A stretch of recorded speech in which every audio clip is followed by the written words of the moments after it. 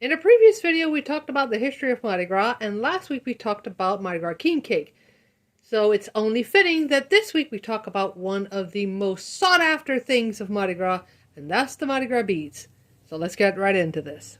It's believed that the tradition of bead tossing started during the English Renaissance era before being brought to New Orleans in the 1800s. The Twelfth Night Revelers were the first to start this tradition in New Orleans. The late 1800s saw the introduction of inexpensive glass beaded necklaces as Mardi Gras throws. They were made of Czechoslovakian glass and traditionally imported from Japan and the Czech Republic. Nowadays, they're made of plastic and imported from China. Someone in a Santa costume may have been the first to use beads with their costume. Other tourists soon did the same thing, leading to 100,000 going to New Orleans by 1900 for the trinkets. In later years, things like plastic cups, toys, frisbees, figurines, and doubloons were used as throws alongside the beads. The late 1970s saw the crew of Zulu hand out hand-painted coconuts. More like toss-out hand-painted coconuts.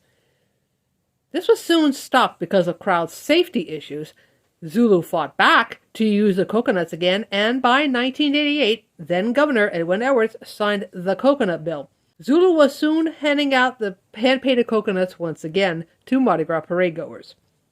Despite the numerous throws used by the various crews, beads remain most popular, with the 33-inch beads being the most sought after.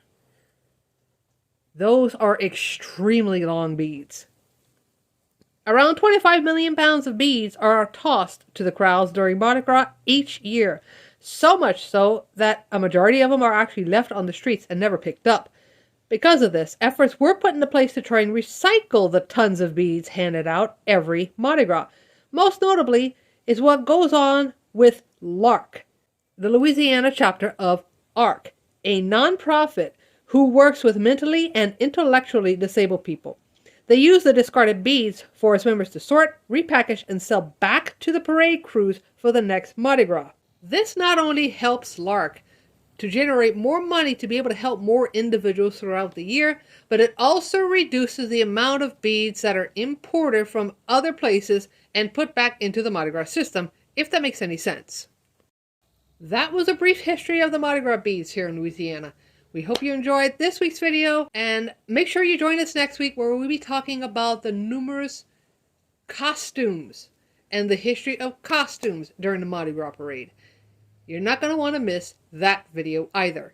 Remember to bring some joy, laughs, and smiles to somebody's day, and we will see you in our next video. Later.